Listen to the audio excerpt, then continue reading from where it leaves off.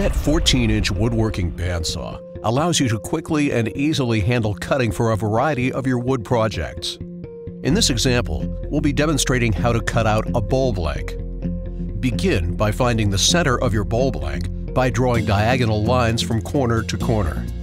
Set your compass to slightly less than the radius and then draw a circle to outline the layout of the bowl. Now, raise your guard to slightly above the height of your blank and tighten the tension on the rack. Next, move the fence out of the way to give yourself some room. Turn the saw on. Rotate the bowl through the saw to cut each corner section.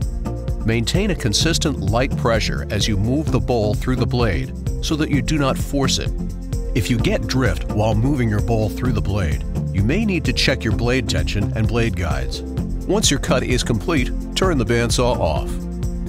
Learn more about the Jet 14-inch woodworking bandsaw on our website, and don't forget that your tool comes with our Red Assurance Guarantee.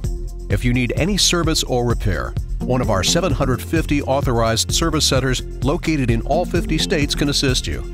Contact our support team today to find a service center near you.